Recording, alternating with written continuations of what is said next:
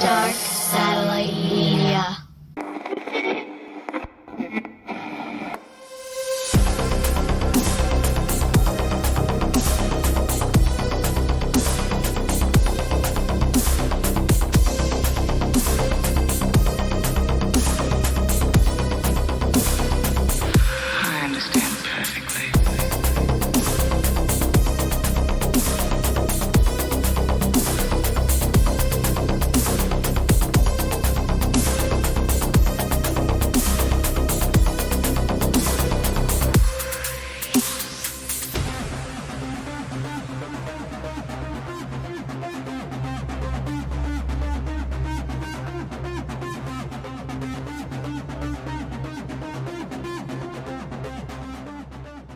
Yo, hey, what's going on, man? How's it going? It's going. Every time I always forget I got to change my name, but I'm Sam, and usually like I co-host it with two different people, but they couldn't make it, so I asked my buddy Dan from Inked Up Merch to come hang out with us because he's a big horror fan. But yeah, today we welcome Andrew Hawkins. Man, great to have you. Yeah. Thank you, man. Thank you. Awesome to be down to talk some horror and chill out. Good to meet you guys. Yes. Dan, for sure. Totally. So Dan, so everyone that's listening knows Dan's a return guest, but like just tell everyone what Inked Up Merch is real quick. Inked Up Merch, I started as a side business when I was doing screen printing and embroidery back in Long Island. And long story short, here I am years later, running it as my own business and doing all the conventions. And as a side thing, started an Etsy shop doing horror related stuff, mostly headwear, and because that was the thing. You always see the T-shirts and whatnot. And I'm sure everyone's used to seeing horror T-shirts, and I thought there wasn't a lot of caps at the time. This is 2012. Yeah. So and that that's it. And then you do your thing. Yeah. Inked Up Merch, man. Get your hats, your beanies. So, Andrew, man, just out of curiosity, it's such a big thing. Creator VC, you guys have had your hands in a lot of documentaries, and we're all kind of probably the same age. And I got to say, you guys are like putting together like the ultimate mixtape for people my age. Or younger that are like, hey, I don't really know. Even like the In Search of the Last Action Hero, like all the stuff is under the same umbrella. So how did you like meet up with like Robin and the director David? Is that his name? Yeah. Director David Weiner. We got a great team. My background has been writing interviews, articles, doing editorials, retrospectives, all that stuff for about 15 years before I actually started helping produce the documentaries that we're releasing now. Like I had come on to be part of the marketing team for In Search of Darkness. And then I started working that with In Search of Tomorrow, the 80s science fiction documentary that we're doing now. And I just stepped up to be a full-on producer for In Search of Darkness Part 2.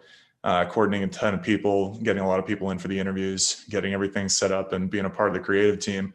And it was great.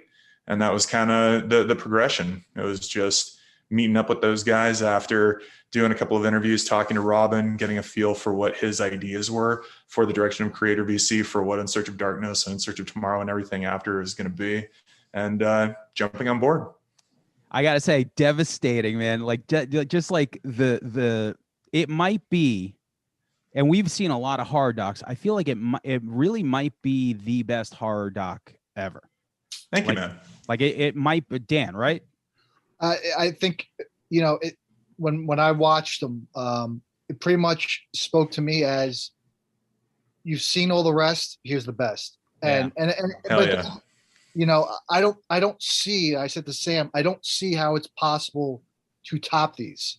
And this isn't just blowing smoke up here. This is, I appreciate that, man. I love going to pieces. I love like all the docs, but there's something about that. I love like was the Nightmare one, Never Sleep Again, and I feel like that's where like a lot of these started, right? Like just there, it was like, because you think to yourself like, are people gonna watch like 5 or 6 hours? But we are, because as soon as we're done with In Search of Darkness 1.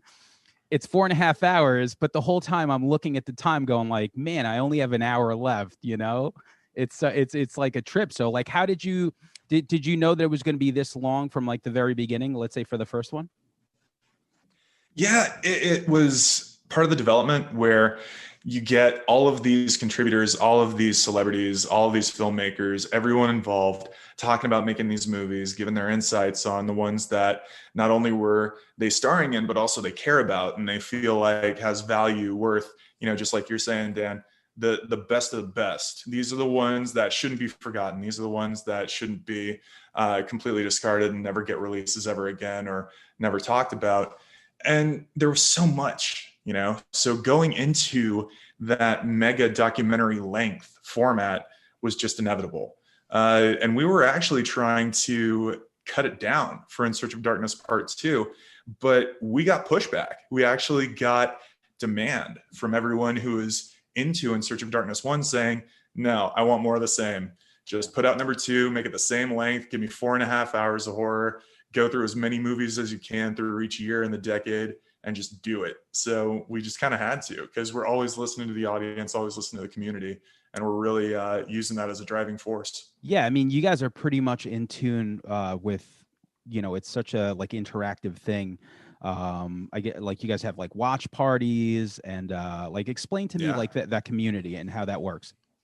Oh, it's great. So everyone who has backed or pledged for In Search of Darkness or In Search of Darkness Part 2 has gotten access to our Discord, which is where we have our core community. And it's all the 80s horror fans for sci-fi. Everyone who's done this for In Search of Tomorrow has gotten access. And we give everyone that priority that when we get stars on, like Laurie Cardeal to talk about Day of the Dead, or we get Jeffrey Combs to come on and talk about Reanimator. Everyone who's a part of the community, everyone who's backed and bought a copy of In Search of Darkness gets to ask the questions that we ask the celebrities and the stars. So we're always having the conversation going with the group. We're always sharing stuff. Everyone gets the first exclusives on clips and cast announcements and updates with the different films. And that's how we keep it going. But we have some awesome people who are a part of that because it's all fan driven. We're all fans of the same stuff. So we just keep the conversation live all the time. And it's great. Yeah, it's amazing. It's like growing up, like going to mom and pop like video stores. Like it's I love the new stuff, man. I love being able to like, pull shit from the cloud. And I feel like maybe we got the best of both worlds because I remember going to that video store. I remember like back in the day, like the best job you could have told me would have been working in a video store or a record store. Those are like the two best. Like you made it to me. Like I was like, oh shit! Like this guy works at fucking Galaxy Video.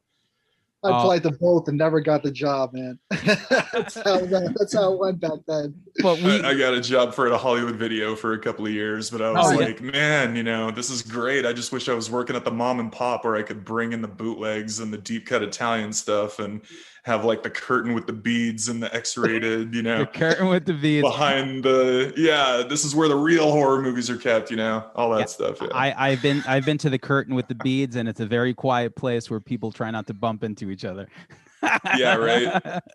But there's something that I love about it, man, because like I even like the movies that didn't really go over well, they just mean so much more now because it just, I don't know what it is, man. Like you watch like let's say Ghoulies. Like Ghoulies for the most part maybe isn't the best movie, but it's like comfort food. Like you put it on whenever like something like, it's like, oh, let me just put on Ghoulies, even if I don't pay attention to the whole thing.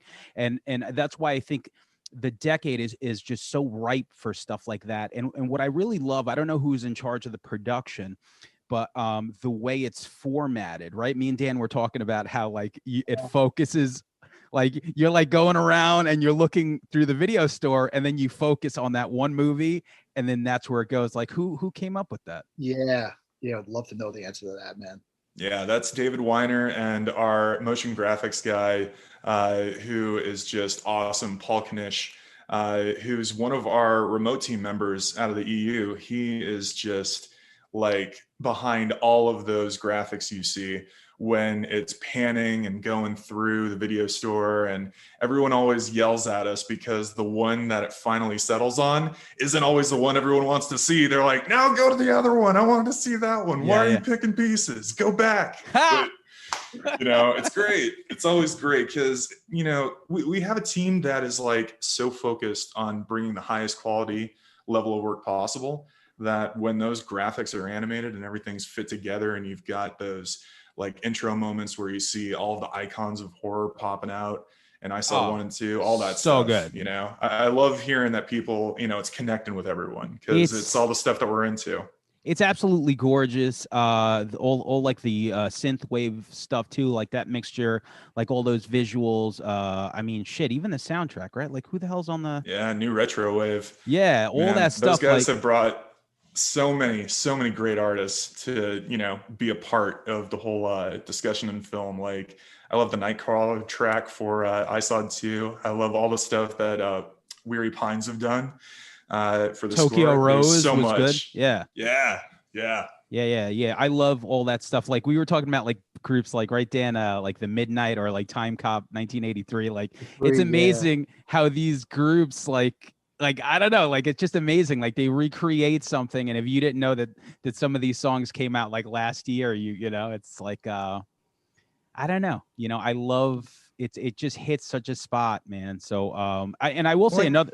Go ahead. Everyone's on the same wavelength. It's like just this, feel of this era that really hits right. And I listen to a ton of artists who play in that sandbox and make music out of these influences that, like, when you look back on crazy stuff from Giorgio Moroder and like Tangerine Dream and all these other synth pioneers and guys who like defined the sound of different, periods of the 80s.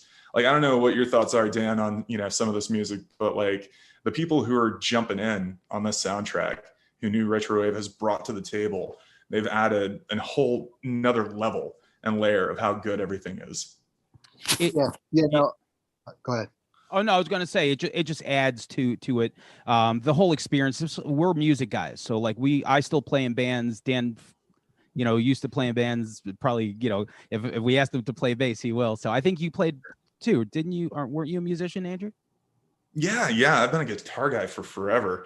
I started off just messing around on the piano at the grandparents' house, trying to recreate music from like Jerry Goldsmith's score for The Omen and the Superman theme and shit like that. And then, I graduated into playing in school band for a little bit. I was borrowing my aunt's leftover clarinet from her days in the 70s, and it was just garbage woodwind, learning basic nonsense. But then I went straight into electric guitar, started doing a bunch of music covering bands like Primus and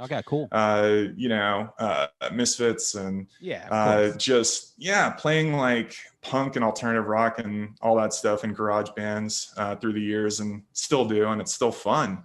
And occasionally I'll go and hang out with friends. Like, there's a great group in Atlanta that still do a lot of just sit down studio stuff, and I'll wind up on albums out by like the Lucky Nightsticks and a handful of other, just bands that friends have. That's basically it. But yeah, it's always good to, sit down and just play some guitar for sure. Yeah, it's a big part of life, music and movies and art.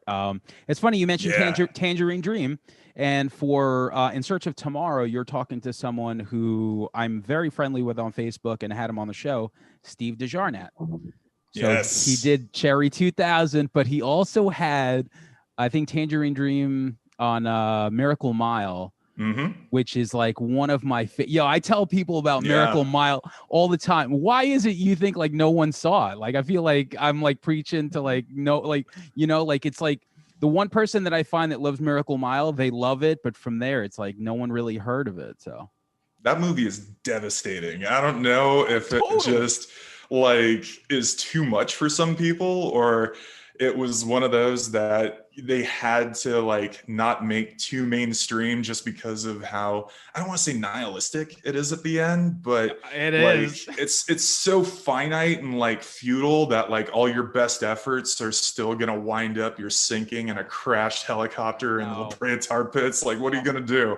You know, but I love that movie and how many people show up in it. You know, it's like this cast of awesome character actors. Denise Crosby. From yeah, totally. Like, it's nuts. And yeah, that music with Tangerine Dream that Paul Haslinger was a part of. That was that era. That score's awesome. I Yeah. mean, it's a great movie that definitely needs some more love. Yeah, absolutely. To me, like I told him that it was like one of the most devastating movies in my life because I watched it when I was like 10 or 11, and it was the first time that I saw an ending like that, and I realized that like shit don't happen like Commando. You know, like Yeah. I was like, yo, I love Commando, and this is so cool, and this is exactly what's gonna happen. And then you like, I'm 10 or 11, and I watched Miracle Mile, and like I think people are gonna not drop a nuclear bomb on us, and people go crazy. It just fucking it really messed me up to the point where like when I friended him on Facebook, he was so fucking nice, man.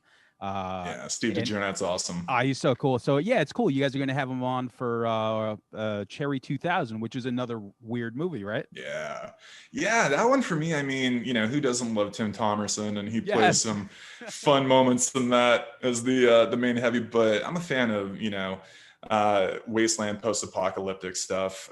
Cherry 2000 has a great blend of that kind of 80s futuristic sci-fi look, and then just straight up going out to the desert and everything's just done. Like, Yeah. post Fallout Nuclear Vegas, all that stuff, them going on the journey to try and find the fembot replacement for Cherry, who gets fried because of the dishwasher. I mean, that movie's got some great moments in it, and again, awesome character actors showing up like Brian James, Robert Zadar. Zadar was in there. Yeah, man. Lawrence Fishburne. Yeah, Zadar, man, fucking that's another like I know in part 2, in Search of Darkness 2, you guys covered Maniac Cop, which I fucking love that series.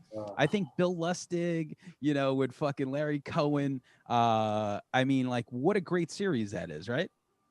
Yeah. And one of my favorite moments from what we've done with the community and all the watch parties and all of the engagement that we've done with everyone who's been a part of In Search of Darkness, we had Bill Lustig on for a watch party with us, and we were enjoying talking to him about Maniac Cop, and it was a total blast. We also had William Penn, who is of Penland Empire, a great site for awesome podcasts and reviews and stuff. But when Bill Lustig was talking to us about working with Robert Zadar, and he grabbed one of the head molds of the Maniac Cop makeup that had been cast from Robert Zadar's head and just showed it off to everyone on camera and was like, check him out. Yeah. It was the best, you know? Yeah. It was just so cool. Yeah, I love it. I love it. I saw him. I went to in Brooklyn. Brooklyn has Nighthawk Cinemas, and they had a showing of Maniac Cop. And then, you know, Nice. Lustig was there. He did a Q&A, and I asked him, I'm like, what is your favorite movie that you ever made? And it was the same one that's my favorite, which is Maniac Cop 2. I think Maniac Cop, it's so good, right? Like, how the fuck, like, it's just like this action horror movie. Bruce Campbell gets it within the first, like, 5 minutes of the movie, but it's just so great, man. I 1 and 3 are cool, but 2 is just like a complete home run for him. So, Well, there's a reason too why that company Cavity Colors, when they did a shirt for Maniac Cop, it was for Maniac Cop 2. You know, I don't know if I'm sure you guys are both familiar with Cavity Colors. Yeah, for sure. Oh yeah, of course. Yeah. I don't know the story of why they put a Maniac Cop 2 graphic on a Maniac Cop shirt. That's true. Oh boy. That's right. I didn't even think of that. And I have that shirt. I never thought about that till now. That's great. Yeah, I guess all licensing type stuff, but I agree. I mean, Maniac Cop 2 is definitely the best of the series. Do you stand by Sam and I's opinion, or hell yeah. Oh man, when we're talking about that huge finale inside of the prison, and you've got everything on fire, and Robert Zadar just barreling through, and the main guy who's kind of been idolizing him through the whole thing winds up sort of turning in the bus, and like all the moments in Maniac Cop 2. I mean, it's just like one home run after another all the way to the end. It's a blast to watch. Leo Rossi, man, you know? Yeah, Leo Rossi. Amazing Grace, come sit on my face. That will always be, you know, like between that and the fact that he just wrote the new John Gotti movie, I think that's pretty funny. The level of sleaze he brings to that character, I mean, he's just like, great through the whole thing. Yeah. Well, he just relentless. But go ahead. I was going to say, you know, Andrew, you know, you speaking with Bill, recently, did he happen to bring up this? Well, from what I've heard and what I've seen on Letterboxd, doing a remake of his original film? Did he didn't talk about any remake coming or anything like that. I mean, I know there was the remake of Maniac, but as for another Maniac Cop coming, no word. You know, if there is, sure, it'd be great to see it pulled off well, but nothing's going to beat the classics. No, absolutely not. But this thing, the strange thing was, I heard Lustig was behind it. Yes, it was an HBO series. That's what it was. Oh yeah, the one with Nicholas Winding Refn. Yeah. So that might be happening. We'll see. I'm into that. I like the episodic thing now. You know, I feel like movies are cool. Movies will always be cool, but I really do appreciate like you know, the episodic thing. You know, and to stick with the '80s vibe, the fact that like Cobra Kai was even a thing. I love that. I love that basically they took this story and they expanded it so much. You know, it's like I wish they would do that for stuff like Fast Times at Ridgemont High, or like, you know, something that you know, like that would be cool. It's like, okay, let's give these 10 episodes to see where these characters are now. Who knew that you know, Karate Kid was going to be huge 35 years later, more than just the original classic movies. Like Cobra Kai was kind of a sensation for a few seasons. It's wild. Well, it's the magic of Netflix, because on YouTube Red, it did not, like, people were like, oh, that's cool, I'm not gonna watch it though. But like once Netflix picked it up, it's just like on that big stage, you know, where it's like, okay, now everyone's gonna watch it, everyone's gonna share it on Facebook. And but I gotta say, from the first movie, In Search of Darkness, one of my favorite things was the shirt, a Deborah Hill production shirt. I loved it so much, and I mentioned it. My girlfriend's great, and I was like, I love that shirt. And like a month later, like I had a package, and she ordered me that shirt, and I was like, oh, that's awesome. Yeah, it was very cool. So, Deborah Hill, I mean, her story is one that shouldn't be forgotten. You know, she's done so much, not only for like John Carpenter fans, but as a producer throughout the '80s and everything that she touched. I mean, it's just really important, I think, and a lot of the other contributors think, to remember stuff like that, because when we're talking about, you know, incredible people who are part of the filmmaking teams and ones who were taken away from us too early because of illness and stuff like that, Deborah Hill is for sure one of those figures that, like, everything she did was just awesome, and we got to remember that totally. Without a doubt. Dan? Yes. So, you know, one of the things we were talking about, Sam and I, about, we thought would be fun was to, you know, kind of ask some fun questions. Yeah. Related to like the breakdown of In Search of Darkness, particularly part one was on my to do here, and you know, we definitely agreed how great it was, how the layout. So you start, you know, obviously you went in chronological order, but going through it brought up these like subplots or subgenres related to the 80s horror. So we want to, you know, touch on some of that, starting with, which was the first one, which was the home video revolution. Yeah. What do you think brought back the boom in collecting VHS? Is it just a fad? Is it to preserve it, or is it, you know, to preserve this type of media? If you are a collector yourself, what's your most sought out horror tape out there these days? Yeah, for me, it's a personal tape that was one of my first horror tapes that I ever got from one of the mom and pop shops that I used to go to when I was a kid. And I've got a great story behind it, because it was like coveted, and I had wanted it for years but couldn't get it. Awesome. It was Lucio Fulci's City of the Living Dead. Oh man, yeah, Yeah. definitely, yeah. And there was an alternate tape cover from Paragon Video, and it was The Gates of Hell. Yeah, oh, so good. Right. Yeah. I That's finally tracked it down after really reading up on Fulci and like Fangoria and a couple other things. It was around the time that Tarantino had gotten the US distribution rights for The Beyond to be able to show it in LA. And it was just like, I need to check this out. I need to see the maggot bath that happens with like Catriona McCall and the rest of the characters when they're just getting sprayed for like 5 minutes straight.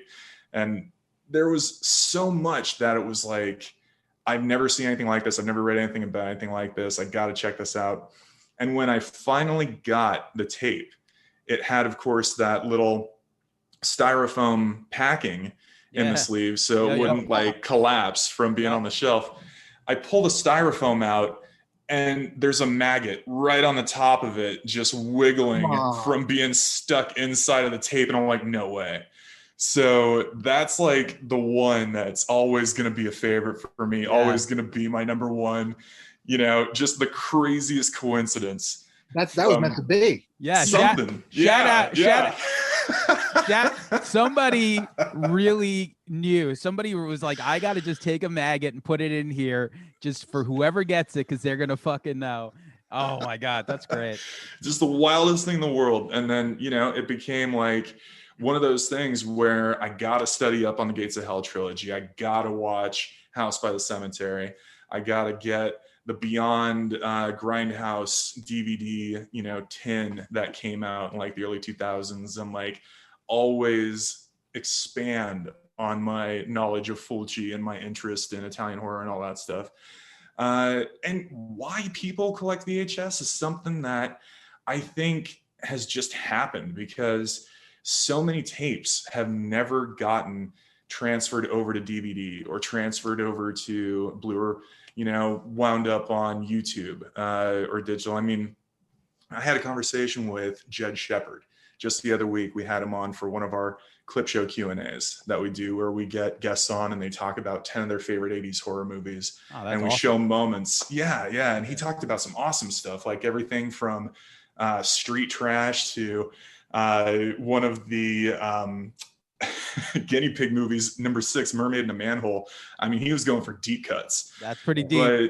But yeah, he's got like 2 storage units full of nothing but tapes, and then rooms in his house just stacked to the ceiling of tapes that he's collected over the years in the UK, because there's that whole element too of like different regions in the world have things like the video nasty list and banned movies and shit that you can get arrested for if you own a copy or you distribute a copy.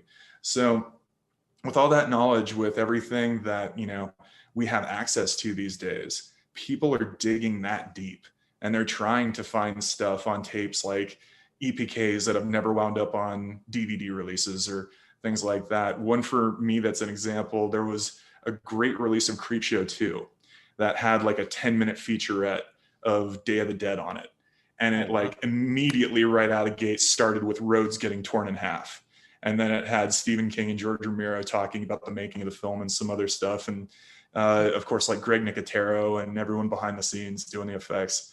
And I've never seen that on a single release since. Yeah, I never even heard of it. That's great. I just recently, I've been watching a lot of Creepshow 2 for some reason. Usually I go back and watch 1, but like lately I watched 2 because I feel like I have like a new appreciation for it. You know, there was only the 3 stories. And I feel like you need to go into that young mind state to watch it, because, you know, some people, like if you watch it for the first time and you see Chief Woodenhead and you're like, this is kind of dumb, but like when you just go past that and embrace it for what it is, it's so cool, man. And the raft is amazing. And then the like the very last one, the hitchhiker, when you think of like just accidentally hitting someone with a car and just that he'll never leave you alone, like that's fucking terrifying now, you know, because we all drive now. Like back then I'm watching it as a kid, I'm like, this is cool, but like now as an adult, So I go back to that one a lot. I'm a big fan of that one, and I think it was featured on In Search of Darkness too, right? Yeah. In Search of Darkness 2 has a little moment talking about Creepshow 2. And we may expand on that for In Search of Darkness 3. That's something that we're paying attention to right now. That's where crazy. Yeah, yeah, people have been letting us know, I want to see this in ISOD 3. I want to hear this subject talked about in Search of Darkness 3. I want to see this favorite 80s horror icon come in and join the cast of interviews. But talking about Creepshow 2, you just reminded me that movie has one of my favorite on-camera Stephen King moments in any horror film, let alone any film that he's ever shown up in. And it's just hilarious when he jumps out of the semi truck and sees the guy who's been run over and just goes, "What the fuck happened?" Yeah. And it's great. It's just a great Stephen King cameo moment, and I love it. But even the animated wraparound for the film is great. They eat meat. I mean, you can't not, say that there isn't a sense of charm to that. Who didn't want a Venus flytrap after that? Like, I'm like, you go to the back. Get all the bullies. Yeah. You can get this, but yeah, that also reminds me, you guys went into the real ending of Little Shop of Horrors. Yeah, we did. Never knew that. And yesterday I watched it and I was like, yo, this is fucking crazy. This is so much better than the original ending, right? Just talk about that then. The Plan Apocalypse, that was something that, adding Little Shop of Horrors to the conversation for iconic 80s horror is something that is an interesting part of the whole discussion, because not everyone automatically registers Little Shop of Horrors as like a hardcore horror movie. And in many ways, it's a blend of genres. I mean, it's got all the musical stuff, it's got all the stage stuff integrated into it from the play, it's got all the comedy, but when you break it down into including it as one that should definitely be on the shelf in the video store in the horror genre, if you choose to throw it in there, it absolutely is a great thing to just be included. But that ending is so big and so wild, and it is just like the apocalypse of killer Venus flytrap plants devouring people in like subway cars, like just barreling through the city, and it's just gorgeous, so well done. I mean, the effects are like amazing, and I don't know, I would say it deserves like the Night of the Creeps treatment, where you've got the director's cut with that on the end, and then the theatrical cut with the original ending that we all knew growing up. But yeah, it's really cool that we were able to include that, because a lot of people have said the same thing. Like, I had no idea. And it's like mind blowing. Yeah. So we've done like screenings through the podcast. We would get like, like my friend was in charge of a theater, and we showed that movie because I love it that much. I still remember all those fucking songs. Everyone. They're like, great. They're so good. Skid Row, all that. Yeah. So just to kind of finish up, because I did want to talk about In Search of Tomorrow, which is like the main thing. You talked about giallos in the second one, and me and Dan were talking about how we're kind of not like hip to them. Like, I know Tenebrae, but I don't really know too much of that genre. If you could just talk about like 5 must-sees as a fan, because I know you're a big Italian fan. Yeah, of course.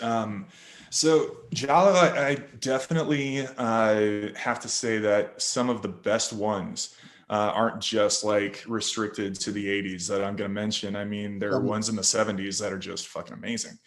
And the thing is, it was really, really great to have one of my favorite stars from Italian horror, Giuretta, included in Search of Darkness 2. Yeah, you guys like seeing her on screen? Yeah. Great, man. She awesome. Was great. She just no holding back. Just like I really she comes off with such respect for the Italian horror. Like just backing it to the nth degree. That was a surprise getting her out. I over the last, like Sam said, I actually have been diving in just coincidentally the last few years more into giallo, and I definitely agree. The '70s is seems to be the big era, but I'd love to hear more. I'm sure you have more to say about it than I do. Yeah, of course. I mean, I'm totally right there with you because the 70s is like really what laid the framework for the genre. And that's where we get the real core of what Giallo wound up being with, of course, the Black Glove Killer, the vibrant, dynamic cinematography and lighting, everything that Argento really took from Mario Bava and the understanding of how to frame the art of the kill and structure a film like this that's so rooted in mystery of what's really going on while everyone's being picked off. It's interesting to like compare Giallo to like slasher movies, where so many of the most popular favorites in the slasher genre, you know who the killer is. Unless there's that element of mystery to it. And there are some crossover films that definitely ride the line between both. But Giallo has this really cool aspect to it that I love, where it's just the unraveling of the whodunit in a lot of ways. And for real standouts, I mean, Sam, you already mentioned one, Tenebrae is one of my all-time favorites from Argento. That movie has such a great plot that develops. And, if you want to call the ending a twist, or if you pick up the pieces and kind of figure out, what it's going to be, it just delivers on every level. But 70s wise, talking about Bava again, Blood and Black Lace is one of my all-time favorites. That movie is just excellent. And then they kind of consider that one. I was speaking with a fellow friend, also big horror guy. Yeah. A lot of people kind of recognize that one as like the beginning of Giallo. Do you agree or disagree, or what's your stance on that? I think it's definitely an origin point. There are some movies that Bava had done around that time as well that really do have a kind of feel to it. Like Bay of Blood is one that is right around the same time, but doesn't have all of the tropes and the aesthetics that Giallo would be the most well known for. That really, the foundations were laid in Blood and Black Lace. But all around, it's one that's just an absolute must see, just even for film fans. And then some additional ones that are just fun, personal preference ones that I enjoy. I love some of the ones that Fulci did, like Murder Rock that Giretta's in. That one's a blast. It's a lot of fun. I didn't know any. See, that's one of the things I think we haven't even touched on this In Search of Darkness is you could be the most hardcore horror fan, and there's going to be some films touched on here that you've never heard of, and that was one. I immediately went to my letterbox, hit pause, went to my letterbox, and put it right into my watch list. Hell yeah! Because if there's anything on this that's going to be mentioned that I've never heard of, I know it's going to be good. So that's the beauty for sure. I love. So for me, it was opera. Because what I love about opera with the opera segment is John Carpenter was talking about Prince of Darkness, and he said that was like his main influence for that movie. And I was like, oh shit, like I gotta watch opera. Yeah, I didn't know his love. I mean, again, just finding out that coming out of John Carpenter's mouth was very. I mean, it was just very bizarre. Not like in a bad way, just like the last thing you would expect. Yeah, and he's the humble goat, right? He's like the greatest, but he's just like, to him, he's like, I don't know, whatever. Like, this didn't work out, that didn't work out. But it's just like, but you're the goat, like you're the guy. And it's wild too, because you don't think that, he has major influences like that. He always talks about being a huge fan of John Ford movies and being a great fan of like The Thing from Another World and Howard Hawks films. But to hear him say that Argento was huge to him and taking inspiration and influence from opera and Inferno, You know, it's crazy. And then you think about it and you go back and rewatch something like Big Trouble in Little China, and you see the hell of being hung upside down and drowned, and you just connect the dots and you're like, holy shit. And his interview was so great because, you know, he brought that to the table just in discussion. You know, he wasn't prompted. We wanted to have him talk about everything that he had done and then some of his favorites. And he's like, oh yeah, I'm a huge Argento fan.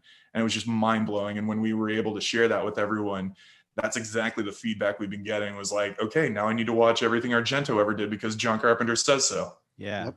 Yeah, I love that. I love that. I mean, really, that's what this show is too. Like whenever we have someone on, like it's such a big deal for us to talk influences, because I like what we absorb and what comes out from that, you know, from that, you know, it's like I said, it's like Modest Mouse love the Pixies, but they don't sound like the Pixies. You know what I'm saying? So I love that stuff. Totally. Anything else on the Giallo, Andrew, or not? Yeah, a couple more, definitely. One of Argento's earliest. I always recommend Bird with the Crystal Plumage. Yes. And that one is just like the breakout for him. Profundo Rosso is amazing. I absolutely love that movie, and it's got some of the best work he ever did in it. But for early stuff, Bird with the Crystal Plumage is absolutely a must-see. To watch Argento really like cutting his teeth into Giallo, taking all of his influences and doing work that wound up paving the way for him to be one of the greatest directors of all time, for sure. And then another one from Fulci, Lizard and Woman Skin. It's got some incredible surreal elements to it. It's got some really wild twists. The stalking element is a little bit lighter than the majority of the best standout Giallos, but it's one that really falls into a unique, entry in the genre. So I always say, you know, if you haven't seen Lizard and Woman Skin, check it out, and it's always good. Very cool. Yeah, awesome. Yeah, schooling us and dropping some gems on us. Trying. I don't, I don't want to take up too much of your time, but I know we have to talk about In Search of Tomorrow. So just give us, Yeah, man. let's talk about how that came about. You know, especially from, you get the action, the 80s. Like, actually, it's beyond 80s action. That fucking action, In Search of the Last Action Hero, is so good. Like, shout out to all them dudes on there. Then you get the two Darkness movies. So what brings us to sci-fi, which is the obvious stuff, of course. Yeah, well, the first thing I'll say is if you like watching In Search of Darkness and In Search of Darkness Part 2, and you're a fan of sci-fi movies, you know, get ready. That's what In Search of Tomorrow is going to be. Very similar in formatting, very similar in structure, and how we present these films and these speakers talking about being a part of these movies and giving their insights and telling their stories. And that includes going year to year and having those intercut chapters between each year where we really dig into different subjects, just like you guys were talking about with VHS and everything else that we have included. But In Search of Tomorrow is really, for me, the stuff that I watch during the day. Like, all day I would be watching, you know, HBO or tapes or whatever, cable, and it would be Metal Storm, it would be Cherry 2000, it would be Star Trek movies, Star Wars movies, it would be all that stuff. And then nightfall, go straight to horror. Put on Skinamax, put on all the, you know, Halloween tapes, put on Friday and Nightmare and all that stuff. But with In Search of Tomorrow, we're bringing the exact same level of quality and interest and focus and love for these movies. And it's exactly what it is it's a celebration of 80s sci-fi. It's the definitive retrospective of 80s sci-fi movies. And we're doing it the same way we did it with In Search of Darkness, where it's like an index of the best stuff that we're here to feature throughout the decade in the genre. So it's going to be a blast. Now, what are some movies that you cover in that got you extra excited? Yeah. Well, I'm always banging the drum for the good, like, deep cut, again, talking about post-apocalyptic kind of wasteland sci-fi like that. I'm always shooting for a discussion on, you know, Road Warrior. Yeah. And one thing that was great was, if you like seeing Vernon Wells talking in Search of Last Action Heroes. He's in Search of Tomorrow talking about playing Wes and just working with George Miller and doing the thing and being one of the most iconic badasses of, the whole era. It's great. But also, stuff like Flight of the Navigator. Oh, totally. That's, yeah, one of those movies for me that was just huge. And everything from Alan Silvestri's score to the amazing effects, the blend of practical and what they could do with digital. And talking about that too, Tron, the fact that we've got Bruce Boxleitner himself to come in and talk about being Tron was one that was just like huge for me. I just think back to like growing up, being a fan of these movies, just watch them all the time. I'm loving them. And it's great. And another one, just off the top of my head, thinking about it, Walter Cannon coming on and talking about being Chekhov and the iconic moment in Wrath of Khan with the earwig and everything. There's just, so much that I can dig into, but it's like, man, it's crazy to try to compress 4.5 hours of greatness into a couple minutes of talking. No, for sure. Yeah, definitely. I love, like, man, I remember going to see Star Trek 4 in the theaters too, because I was probably just old enough to go. And the punk rocker on the bus, I'll never forget. Like Spock fucking puts him to sleep and stuff. Another really cool one that you guys cover is The Last Starfighter. Yes. I always love that plot. I love Lance Guest. You get him from Halloween 2. Speaking of Leo Rossi again, but just the plot of The Last Starfighter is so cool, right? Like, it's just like a video game, but it's kind of like a recruitment. Like, it's pretty genius. Yeah, it's one of those classics for me. Like, just talking about, growing up loving stuff. I was all about movies and games and music and art and books. And Last Starfighter is just such a great blend of that love for, the arcade era and the whole idea of going and playing a space shooter arcade game and then getting recruited to become a galactic, starfighter. I mean, there's just so much to it. But the fact that we've got Nick Castle talking about it, and we've got not only Lance Guest, but also Catherine Mary Stewart. It's one of those things that I love, that we're able to bring all these people and all these contributors together to do these interviews and give their insights on why these movies are great and why we should still love them, and just making them too. And just like a podcast, which is basically a time capsule conversation. Anytime I hear a podcast, someone talks about an album or a TV show I haven't heard or seen in a while, I'm going to go find that. I'm going to be like, man, I haven't seen Parker Lewis Can't Lose in forever. I got to go find a copy of that shit. Right. So that's the beauty of something like this. It's like these movies that we all love.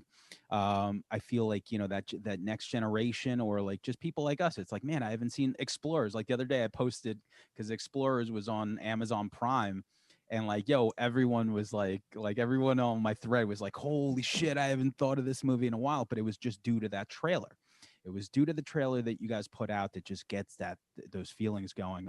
I know Dan has a good Peter Weller story. I know Peter Weller is definitely one of the people talking. The interview with Peter Weller was amazing. I cannot wait for everyone to see that. Yeah, that was one of the biggest, like, we can't believe we got Peter Weller to come in, talk about RoboCop, talk about Buckaroo Banzai, talk about Leviathan. Oh yeah, that's I forgot. All right, Dan. Go ahead. So I don't know. I understand you can only go so deep into the backgrounds with these interviews and such. I had such a terrible experience meeting him. I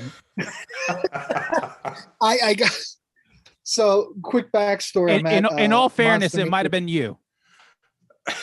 It could maybe it was. Right. He was a little perturbed. He was late to show up to his signing at a Monster Mania convention, and he comes out. And the first thing, this wasn't a bad thing, but I almost wish I didn't meet him.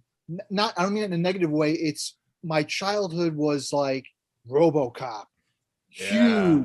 They got a huge guy to play him, and here comes out Peter Weller, maybe 5'0" and it's just like and I'm just like, wait, this is Peter Weller? This is him?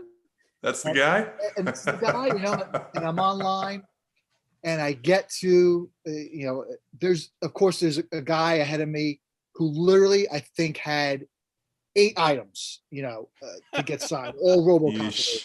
Yeah. Like, oh, come on, man. And it's $50 a pop, whatever. I'm like, man, this guy's what's this guy do for a living? Anyway, he gets Probably goes and resells those items or something. Yeah. Yeah, that is true. That's not a bad guess. I've had a few guys at conventions definitely call folks out for stuff like that, but yeah, not to derail. Yeah, I might have put Peter Weller in a little bit of a side there. No, so he gets to me, and someone kind of talked about it, and then sure enough, I look at the signature, and there it was, not Peter Weller, Dr. Weller. Yep. Dr. Peter Weller. Yep. And I was just blown away. Like, what year was this? This was only at most maybe 4 years ago. Okay. Maybe. And it was just, I don't know. It was just kind of like, you couldn't just write Peter Weller, I guess. And it just kind of, and please, by all means, correct me, with this. It just came off to me like his vibe wasn't very into it. Like RoboCop was past him, but by all means, correct me if I'm wrong. It seems like he talked about not just RoboCop, but like all his sci-fi films. So did he come up pretty genuine? Yeah, he did. He was great. He was one of those guys who was really sincere and really honest about doing the movies. He's talked about RoboCop in many different venues, whether it's doing Q&As before screenings of the film or doing panels. And everyone's got a bad day, and I always hate to hear it. When someone has a bad experience talking to icons and idols and all that stuff. But what he was able to give to us really adds some interesting stuff to the conversation, because not only is he talking about his movies, he's talking about the value of sci-fi and looking back at this era and why we should give it attention and what the whole big picture is. So he's got, some really, really cool stuff that everyone's going to love for sure. And, the best goal that we have is that everyone just watches it and loves it. That's what we all want to do, because we're having fun making it. We're having fun sharing it with everyone. We're putting out clips every day of all of the progress. And that's one of the big things. I love those clips. So how long, like what's like, what's the rollout for this movie? Yeah, we're looking at a December release this year. Cool. Originally, we were planning on a July release, and then we wound up having to take into account everything going on with the pandemic for the last year, which really just comes down to people needing delays, people requiring different safety precautions. I'm not going to, dig into anybody's specific needs or anything like that, but I will say I'm very thankful that we got our interview with Jesse the Body Ventura. Oh, wow. Yeah. That's former Governor Jesse Ventura. We definitely had to make sure we were very cautious and very aware of safety precautions and making sure that everyone was all good to go. And it was great. We just did what we had to do. And that's exactly what we bring to every single part of the production. When we get an interview, we do all of those requirements so everyone's having a good time, comfortable, and doesn't have to worry about anything.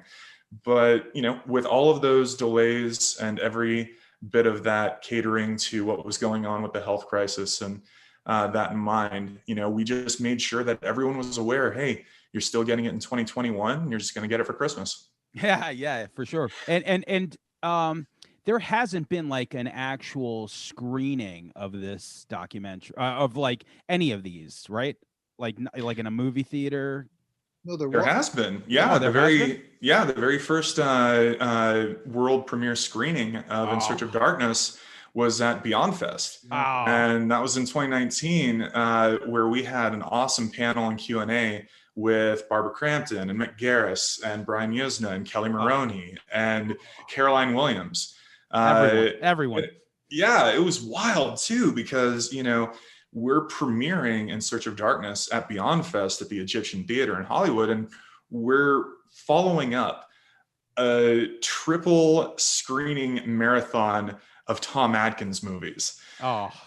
And it was just like Halloween 3 and Night of the Creeps and The Fog. And everyone was like, Tom Atkins. And, he's passing through while everyone's going in. And we've got a line around the block getting ready for In Search of Darkness. And it's just like the best day possible that you could ever imagine. Because there could not have been a better build up for the audience that stayed through the entire day, where they got to watch 3 Tom Atkins classics and then got to see him on screen for talking about everything in Search of Darkness. It was just everything lined up and was perfect. And the Q&A with everyone on stage was just awesome.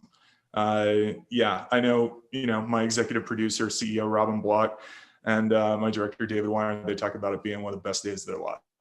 And we're looking to do something with In Search of tomorrow. So, we'll get the word out with whatever we can if there's a way to do a in-theater premiere and a big thing. Yeah, we got to do New York. Let me know. I'll try to make it happen. Yeah. For sure. Definitely. Love to. So man, Brian Usna, it's funny. We had him on, and I try to, he's another dude that I tried to explain, when he said he would do it, I told my girlfriend, and I was like, you don't understand. I'm like, yo, this is it's Brian Usna. She's 8 years younger, so she didn't really get it. I was like, yo, I'm like The Dentist.